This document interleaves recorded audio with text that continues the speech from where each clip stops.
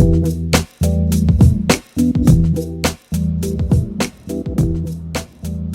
hi everybody, it's Doug.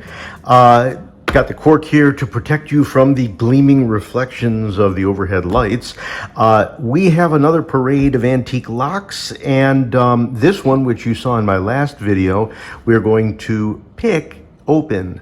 It's a little more interesting of a pick because it's not a traditional sort of shear line, but we'll talk about that. That is last. Let me start you out by showing you, let's start with this one. So last video I had a lock from DL&W, which I got from my buddy Bill, which I bought from him.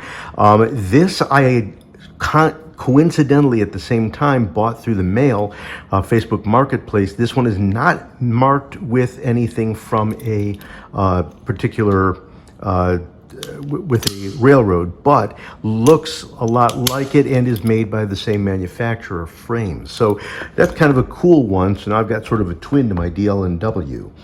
This one needs some cleanup, but it really appealed to me because it's got the brass around here, and this once had some color to it. It is a warded padlock, not named in any way, but it's caught my attention. I thought it was kind of cool. Next one we have is this Simmons. So you've seen my collection of, I seem to be attracted to these iron-sided locks with the push key, pin-tumbler push key. This one, somebody improvised their own key to it, and this is a Simmons, which is not a brand that I've ever seen as a lock before, at least not in person, but works perfectly and probably just needs a little cleanup to get some of that crud out from inside there. Another one is this beauty of a Yale. This one is, again, not marked for a railroad or anything like that, but this is beautiful to me. It's probably, it looks like it might be like a 4-lever when I look inside. Working on trying to pick this one. This one was a little bit easier when it comes to picking. Of course, it came with a key. But this is a simpler Yale. I've already got a lock similar to this, but made by Corbin. But let's see if we can get the lock tensioned and we get it picked. So that's kind of a cool one. A very simple lock where it comes to me and my lacking skills when it comes to lever picking. Now, let me just move these aside for a minute. You will remember from some time ago, I got this one, this beauty of a Sargent. This one came to me through a bulk purchase, and just unbelievable. This is a patina you could never, ever fake. They made a beautiful design here, and fell in love with it, but when I saw another one at a flea market last weekend, I had to grab it. My first thought was, wait a minute, it's just like the one I've got at home. But once I got home, I found it was larger, bigger shackle, still has the beautiful, beautiful look to it. And it's got this serial number on it. And what was cool about it, I didn't realize, I thought, I wonder what that serial number is. It's probably just a numbering system from wherever they had it. But it actually represents, by the way, nice little snap when it opens.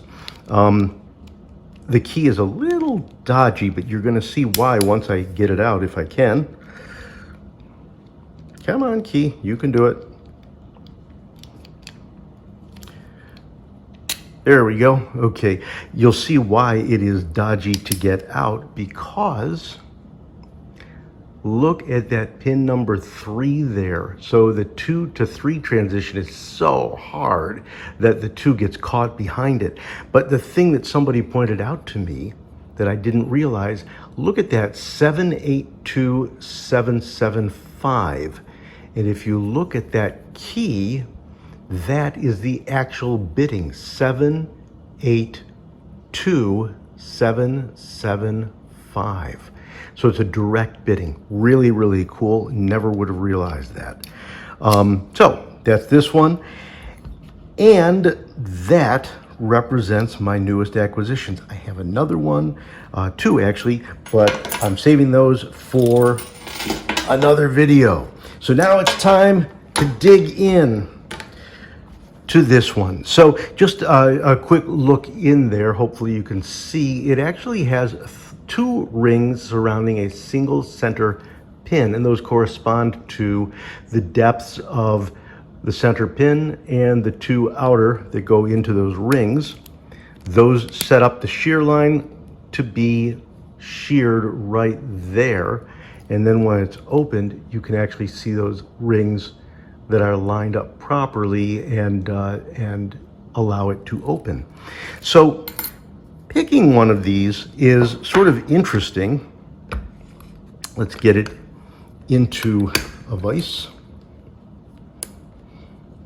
Make sure I've got some space and got it in a good grip. Alrighty, beautiful. And let me see if I can. Now this one's not going to be one of those that you can see exactly what's being done when I'm picking it. I'll do my best, but we'll see. So I'm going to tension it by actually just pushing.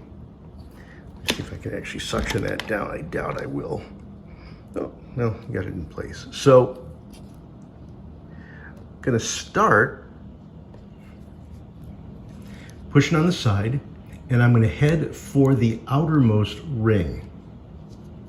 I wonder if I can fix the focus.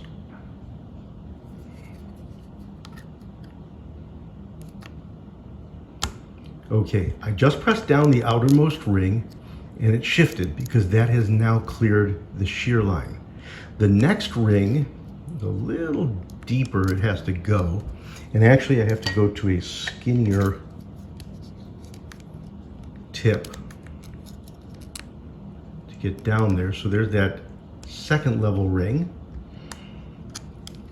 I push down on it. Got it. Snapped because it just cleared. The final one is that center. Now we know that's got to go pretty deep and it's resisting me. This thing was hard to pick the first couple times because I didn't like that I had to give up a little bit of progress. I actually have to push that down. Whoops. But also give back a little bit. And there we go. So I actually had to shift left to get it over that center ring. So now we have our open. A lot less work than, let's say, one of those darn 8-pin cylindrical keys, but still a rewarding pick. So there you go. Thank you everybody for joining me today. If you're watching this on the appropriate time, a very happy Labor Day weekend for those of you getting the time off. We also have visitors from all over the place. We just got somebody from the UK dropping in a hello. Hi to everybody out there, no matter where you may be, Australia, UK, United States. Everybody, thank you all for watching. Thanks for taking part in this, and I appreciate your likes, your follows, and your subscribes. Thank you all. Take care and stay well.